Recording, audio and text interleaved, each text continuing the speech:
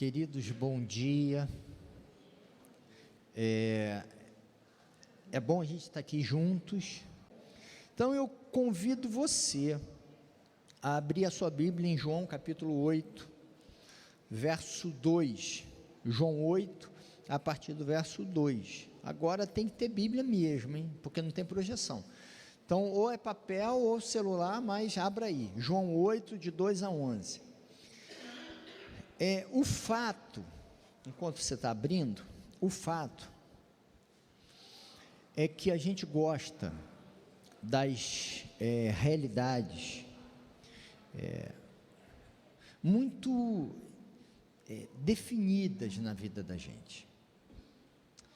Mas a vida é imprecisa e exige da gente um movimento permanente de repensar as nossas práticas, nossas ações, de compreender os contextos e de compreender as mudanças necessárias na vida da gente.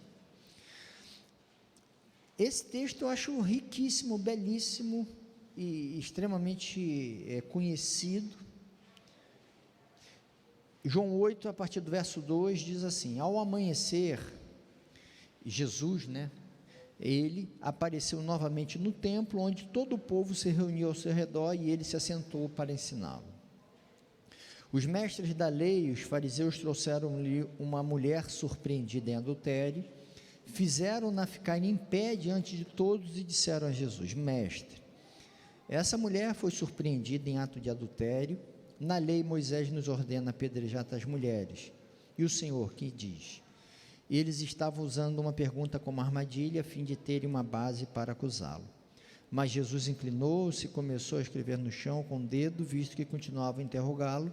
Ele se levantou e lhes disse: se algum de vocês estiver sem pecado, seja o primeiro a atirar pedra nela. Inclinou-se novamente, continuou escrevendo no chão.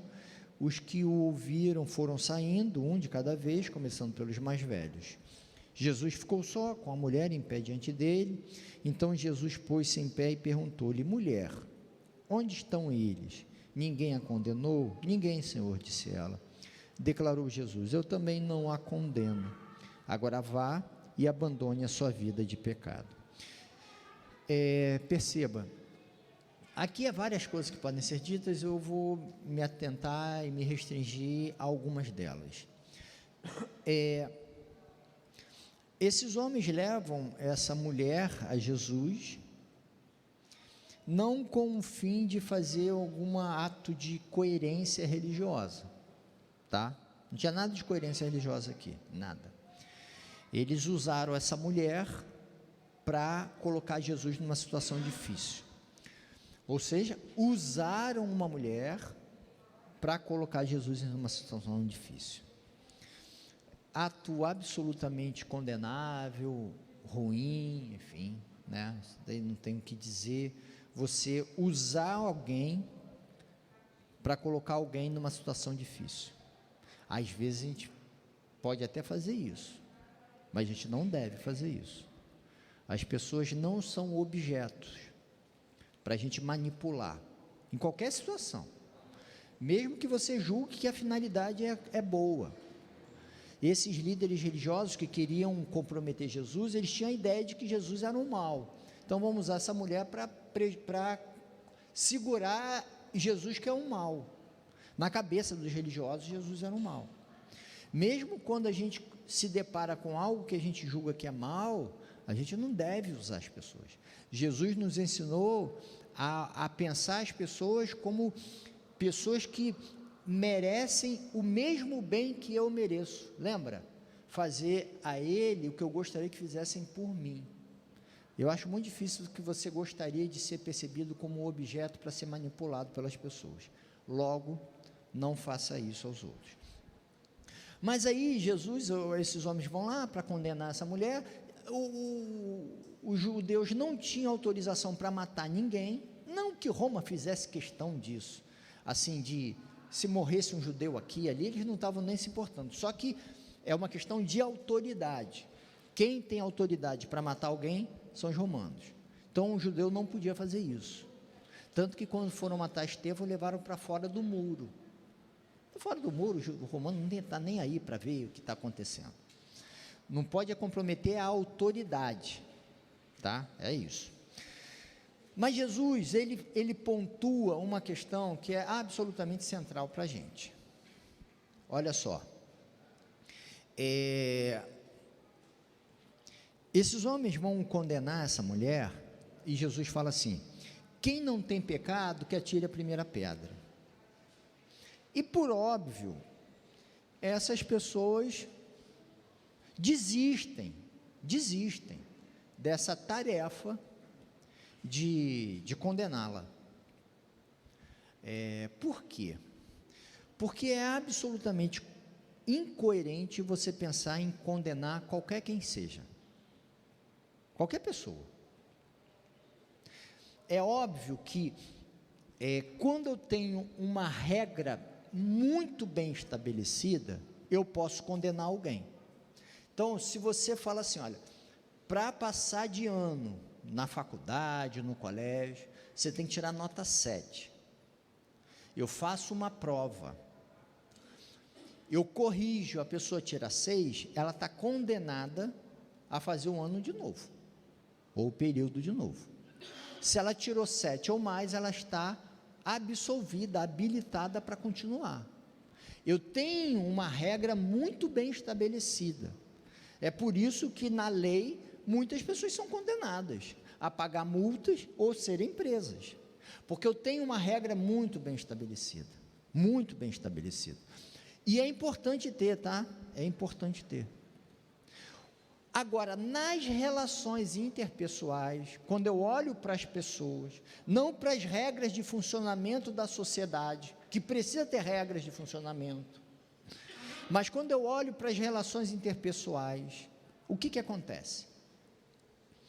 Acontece que eu não tenho, é isso que Jesus fala, eu não tenho moral para condenar o outro, porque o outro cometeu tais erros, eu cometi outros erros. Quem sou eu para dizer que os meus erros são menores do que os erros do outro que cometeu? Essa que é a questão. Diante da sociedade, das regras da sociedade, é muito mais grave você matar alguém do que você pagar uma propina para um policial que te parou numa blitz, sei lá, qualquer. Lógico, matar é muito mais grave socialmente. Agora, quem é você para dizer que você é mais do que o outro é menos do que você? Porque você não sabe o que moveu o sujeito para fazer, você não tem como entrar na mente para perceber os erros, e no fundo, todo mundo é marcado por erros e possibilidades de erros.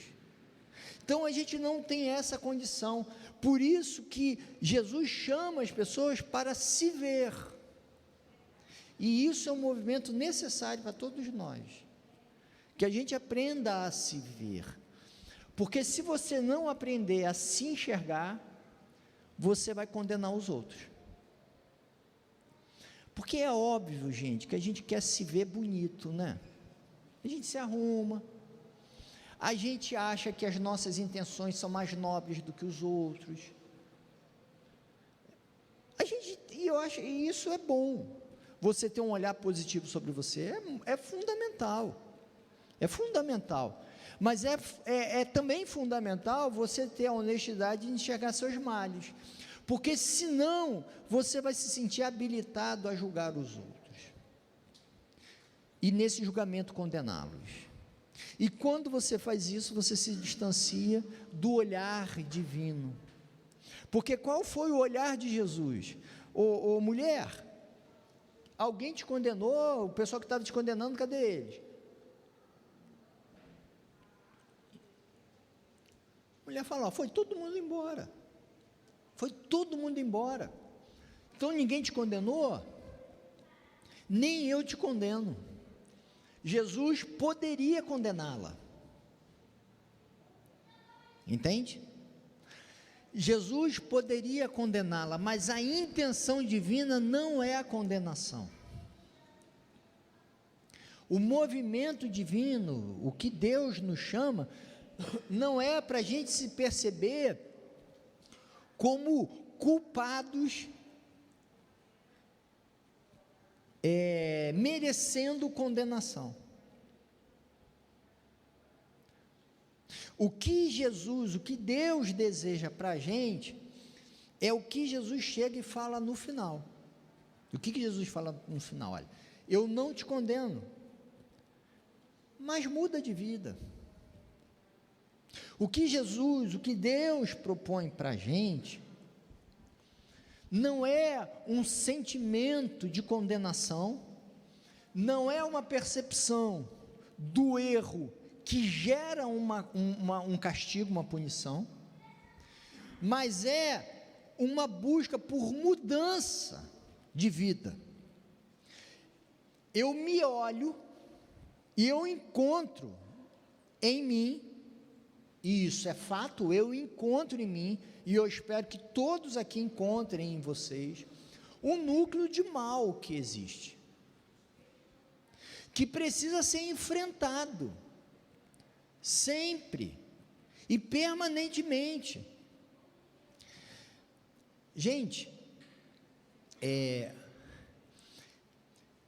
a gente alterar inclinações que se tornaram habituais em nós é muito difícil, muito difícil.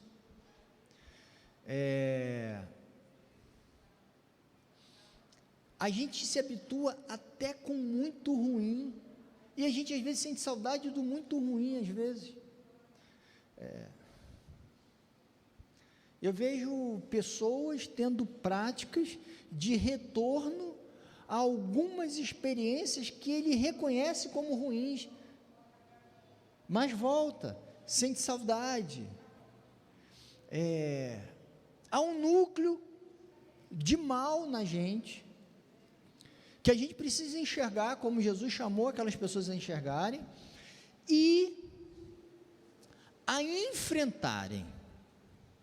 É isso que Deus deseja para mim e para você, que a gente enfrente, não que a gente fique na posição de condenado, culpado, mas que a gente perceba o olhar misericordioso de Deus, que não intenciona a nossa condenação, mas intenciona a nossa libertação.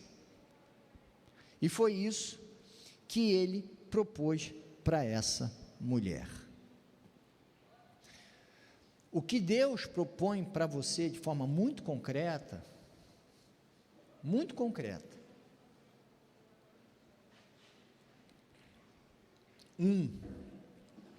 é que você não fique na situação, na configuração daquela liderança religiosa, e do pessoal que foi na onda também, para ver uma fofoca, um fuzuê, com um desdobramento de sofrimento, é um negócio que chama. E tinha aquele grupo que era o líder disso, e o pessoal que estava achando aquilo ali meio divertido. E aí, o desejo de Deus é que você não fique nessa configuração de quem é capaz de falar assim, merece, mas nem tanto, e tal. Sabe essa coisa de julgamento? Não é esse o desejo de Deus para a sua vida. Novamente, isso não tem nada a ver com o julgamento judicial da lei, tá? O sujeito matou, ele merece ser preso e ficar tantos anos preso. Por quê? Porque a lei estabelece. O sujeito tirou 6 na média, ele merece repetir. Por quê? Porque a regra é 7 para passar, entende? Nas regras sociais isso é absolutamente fundamental, não tem como, não, ele tirou 6, mas é porque no dia da prova, e não sei o que, não dá para fazer isso. Na regra, no trato social tem regra que precisa ser cumprida, ponto. Mas nas nossas relações interpessoais e no olhar sobre o outro, que a gente não fique nessa posição e nem fique na posição da mulher, porque a posição da mulher é daquela que vive a estrutura do pecado. Também não é o modelo que Deus deseja para você, porque o julgamento de quem se acha melhor do que o outro é condenável, é alguma coisa ruim, que aprisiona numa falsa verdade, porque Jesus descortinou a verdade de todo mundo ali ao falar do pecado. Então eu não tenho moral para condenar, mas eu tenho um compromisso com a vida. Você tem compromisso com a vida que você acredita. Você tem um compromisso com ela. Aí você fala assim: eu quero ser, vou falar da minha profissão, né? Psicólogo. Eu quero ser psicólogo, vou fazer a faculdade. E não estuda?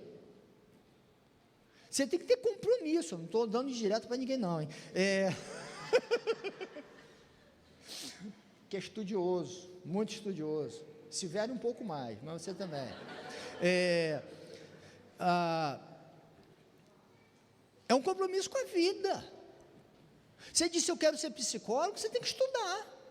É um compromisso com a vida que você assumiu. Você diz assim: eu quero ser um seguidor de Jesus. Então você tem um compromisso com a vida que você disse que você quer ter. Entende? É um negócio de estar enraizado com o que você quer, que você diz que você quer, que você acredita. Não faz sentido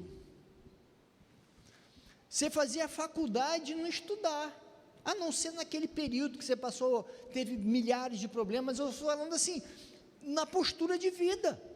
Como não faz sentido você dizer: eu quero ser o seguidor de Jesus, e não está nem aí para nada. Não faz sentido. Tem que enraizar, tem que assumir o que você decidiu para você. Então a postura da mulher não faz sentido, e a postura desses líderes religiosos não faz sentido. Qual a postura de Deus que nos chama? Qual é? Ô Remi, olha no espelho, assuma a vida que você disse que você quer ter, de fidelidade a Deus, dos seus compromissos na vida, etc, família, casamento, tudo isso. Assuma. Agora reconheça que tem um núcleo em você que milita, que age contrário a tudo isso que você quer para a sua vida, que é o pecado. O pecado nada mais é do que uma frente inimiga dentro de você. É aquele negócio que tem em você, que você fala assim: eu preciso fazer dieta, porque eu estou com as taxas ruins, preciso emagrecer, e não sei o que, não sei o que, não sei o que, e aparece alguém e fala assim: poxa, eu estava doido para comer pizza hoje, vamos? Entende? Essa fala que sempre tem, é o pecado na gente. Você fala assim: eu quero ser um bom profissional. Aí o pecado fala o quê? Mas hoje, cara, vamos dormir mais, vamos descansar, não vamos tal. Você quer ser um bom marido, uma boa esposa, um bom pai, um bom filho. Aí fala assim: eu quero mesmo, mas hoje eu sei que a minha mulher gostaria que eu ajudasse lá, mas hoje eu quero ficar aqui esparramado no sofá, ela que se vire. Entende? Ou qualquer outro exemplo, o homem está lá sobrecarregado de pensamentos, a mulher pensasse assim: poxa, ele precisaria de uma palavra minha e tal, mas hoje não, hoje eu não quero ouvir nada, entendeu? Todos os exemplos cabem. É o pecado que nos faz não mergulhar naquilo que nos cabe fazer e na produção de bem aos outros e produção de bem a nós. Entende? Tem isso em mim, tem isso em você. O pecado que habita na gente milita contra todos os projetos saudáveis que a gente tem na vida. E o que Jesus está falando é: Deus quer que você agarre a tua vida com coerência, como Deus deseja que você viva. É isso. Então, que Deus nos abençoe. Que Deus nos dê essa garra na vida, porque as chances, graças a Deus, as chances são renováveis. Nem tudo é renovável na vida, mas as oportunidades de fidelidade e de aperfeiçoar as relações que a gente tem com a vida e com as pessoas, elas são renováveis. Que a gente agarre, que a gente aproveite e que a gente siga as boas orientações de Deus na vida da gente. Amém? Que Deus nos abençoe, queridos.